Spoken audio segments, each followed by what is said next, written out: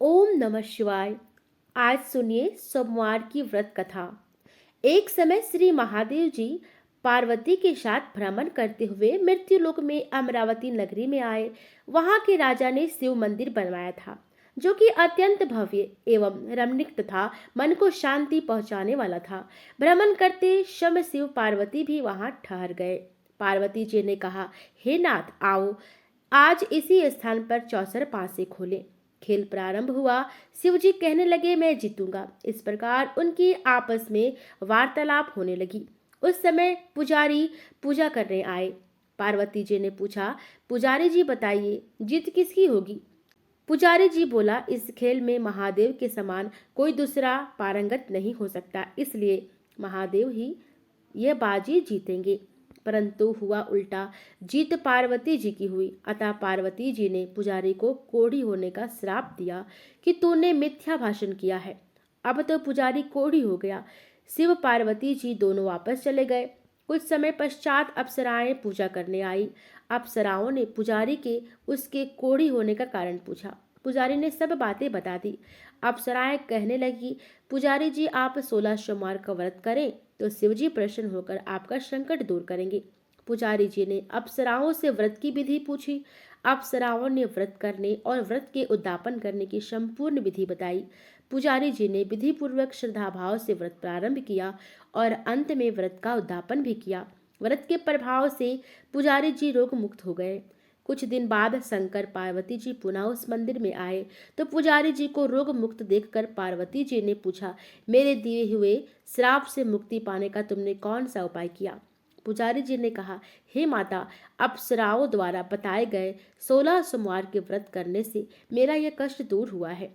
पार्वती जी ने भी 16 सोमवार का व्रत किया, जिससे उनसे रूठे हुए कार्तिकेय जी भी अपनी माता से प्रसन्न होकर आज्ञाकारी हुए। कार्तिकेय जी ने पूछा, हे माता, क्या कारण है कि मेरा मन सदा आपके चरणों में लगा रहता है? पार्वती जी ने कार्तिकेय को 16 सोमवार के व्रत का महात्म्य तथा विधि बताई। तब कार्तिकेय जी ने भी इस व्रत को किया तो उनका पिछड़ा हुआ मित्र मिल गया। अब मित्र भी इस व्रत को अपने विवाह होने की इच्छा से किया। फलतः वह विदेश गया। वहां के राजा की कन्या का स्वयंवर था। राजा ने प्रण किया था कि हथनी जिस व्यक्ति के गले में वरमाला डाल देगी, उसी के साथ राजकुमारी का विवाह करूंगा। यह ब्राह्मण मित्र भी स्वयंवर देखने की इच्छा से वहां एक ओर जाकर बैठ गया। हथिनी ने इस ब्राह्मण मित्र को माला पहनाई तो राजा ने बड़ी धूमधाम से अपनी राजकुमारी का विवाह उसके साथ कर दिया। तत्पश्चात दोनों सुखपूर्वक रहने लगे। एक दिन राजकन्या ने पूछा, हे नाथ, आपने कौन सा पुण्य किया जिससे हथिनी ने आपके गले में वरमाला पहनाई? ब्राह्मण पति ने कहा, मैंने कार्तिकेय जी द्वारा बताए अनुसार 16 सोमवार व्रत पूर्ण विधि विधान सहित श्रद्धा भक्ति से किया, जिसके फल के कारण मुझे तुम्हारे जैसी सौभाग्यशाली पत्नी मिली। अब तो राजकन्या ने भी सत्य पुत्र प्राप्ति के लिए व्रत किया और सर्वगुण संपन्न पुत्र प्राप्त किया। बड़े होकर पुत्र ने भी राज्य प्राप्ति की कामना से 16 सोमवार का व्रत किया। राजा के देवलोक होने पर इसी ब्राह्मण कुमार को राजगद्दी मिली। फिर भी वह इस व्रत को करता रहा।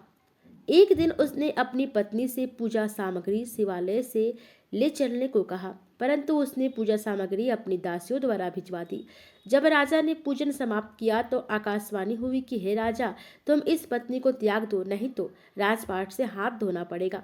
प्रभु की आज्ञा मानकर उसने अपनी पत्नी को महल से निकाल दिया।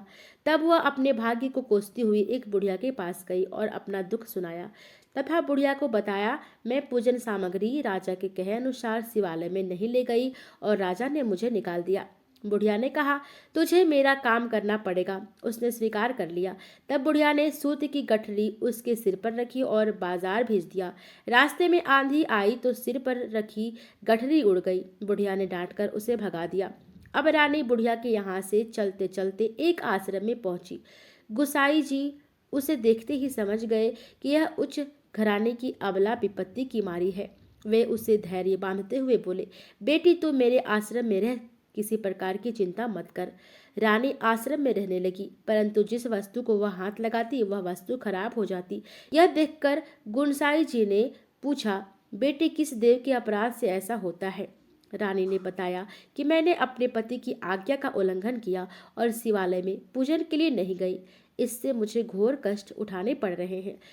गुनसाई जी ने शिवजी से उसके कुशल क्षेम के लिए प्रार्थना की और कहा, बेटी तुम 16 सोमवार का व्रत विधि के अनुसार करो।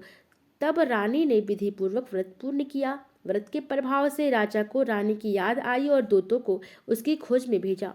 आश्रम में रानी को देख दूतों ने राजा को बताया। तब राजा ने वहां जाकर गुनसाई जी से कहा, महाराज, ये मेरी पत्नी है। मैंने इसका परित्याग कर दिया था। कृपया इसे मेरे साथ जाने की आज्ञा दें। शिवजी की कृपा से प्रतिवर्ष 16 सोमवार का व्रत करते हुए वे आनंद से रहने लगे और अंत में शिवलोक को प्राप्त हुए।